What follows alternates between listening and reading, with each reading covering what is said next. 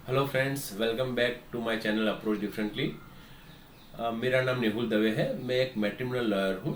ये सब्जेक्ट में मैंने बहुत सारे साल का एक्सपीरियंस है मेरा। तो आज का जो मैं वीडियो बना रहा हूँ वो कंसेंट डिवोर्स प्रोसीडिंग्स में क्या स्टेज रहते हैं और कब फाइल कर सकते हैं, कौन फाइल कर सकता है।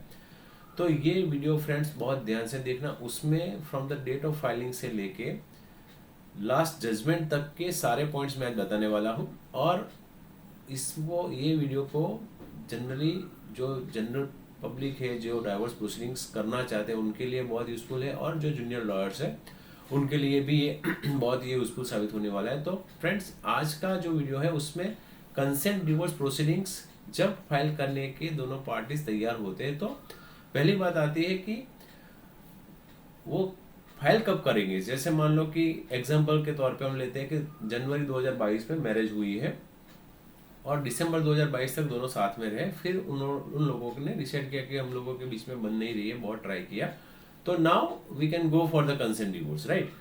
तो दिसंबर 2022 में जाके वो एडवोकेट से पूछते हैं कि सर मुझे अभी डिवोर्स लेने हैं, हम लोग दिसंबर तक वेट किया है, तो अभी क्या करना है। तो एडवोकेट जनरली बताएंगे अगर मान लो कि आपका सेपरेशन 1 साल का नहीं है, यानी दिसंबर 2022 से दिसंबर 23 तक का सेपरेशन नहीं है, तो you can not file the consent divorce. तो ये हो जाता है कि कंसेंट डिवोर्स फाइलिंग की बेसिक रिक्वायरमेंट है 1 ईयर सेपरेशन। अगर 1 ईयर सेपरेशन नहीं है तो you both the husband and wife will not eligible for filing the consent divorce.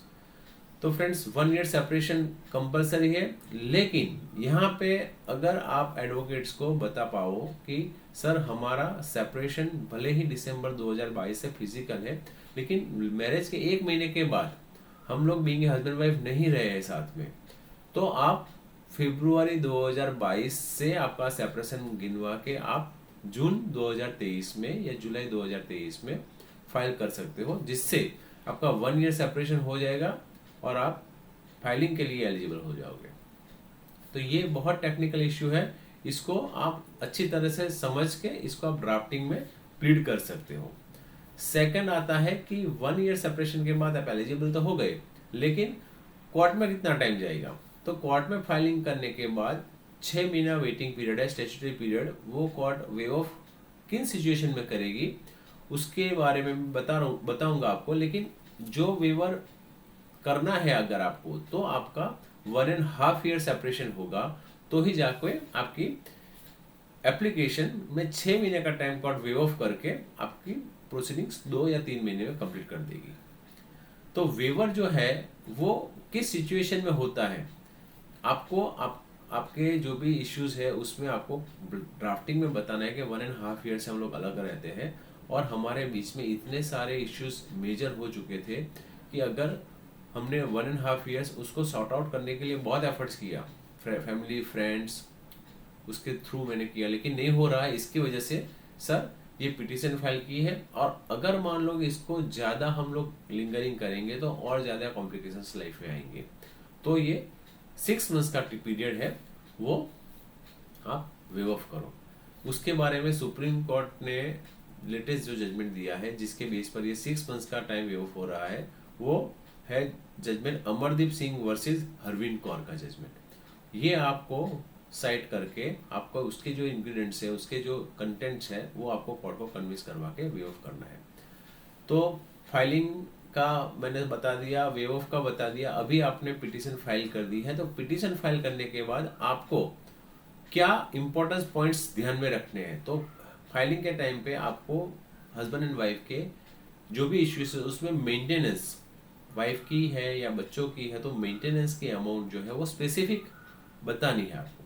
Maintenance का बात हो गया। उसके बाद आती है चाइल्ड है तो चाइल्ड विजिटेशन, कस्टडी किसके पास रहनी है, कैसे कौन विजिट करेगा, ये आपको स्पेसिफिक लिखना है। अगर आपने ये बात नहीं की तो बाद में कॉम्प्लिकेशंस खड़े हो सकते हैं। चाइल्ड कस्टडी विजिटेशन हो गया। उसके बाद आता है बिलोंगिंग्स। हस्बैंड एंड वाइफ ने ड्यूरिंग द मैरिड लाइफ और at the time of marriage जो भी बिलोंगिंग एक दूसरे को दिए हैं वो एक्सचेंज करने हैं, क्योंकि हम कंसेंट में जा रहे हैं। तो इसमें स्त्रीधन या लॉ की बात नहीं कर रहे, म्यूचुअली एग्री हो रहे हैं, तो एक दूसरे का हम एक्सचेंज कर सकते हैं।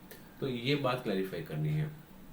उसके बाद चौथा पॉइंट आता है, अगर प्रॉपर्टी जॉइंट नाम से आपने ली है तो वो जो है उसका भी आपको यहाँ पे क्लियरिटी करना है कि प्रॉपर्टी कौन रखेगा, किसको देनी है। तो जो रखना चाहता है उसका सामने वाला वो रिलीज डेट करके या अपना राइट वेव कर रहा है, वो स्पेसिफिक लिखना है। और लास्ट आता है, जितने भी अगर मान लो आप दूसरे के बीच में केसेस हुए हैं तो वो केसेस हमें फाइनल एफिडेविट फाइल करने से पहले इसको वॉश करवाना है या विड्रॉ करना है। तो ये जो 5 चीज़ें हैं वो आपकी प्रोसीडिंग्स में फाइल को में करते टाइम इनकॉर्पोरेट जरूर कीजिए, जिससे बहुत क्लैरिटी रहेगी। और उसके बाद आप फाइल करते हो, वेवर की एप्लीकेशन देते हो, कंसिलेशन का एक स्टेज आता है। कंसिलेशन होने के बाद फाइनल एफिडेविट में कोर्ट वेरीफाई कर लेती है कि at the time of final affidavit सारे आपके जो भी प्रॉब्लम्स थे, जो भी आपने कंटेंट से लिखे थे वो रिजोल्व हो गए, वो वेरीफाई करेगी कोर्ट। उसके बाद कोर्ट सीधा ऑर्डर कर देगी। Thank you friends.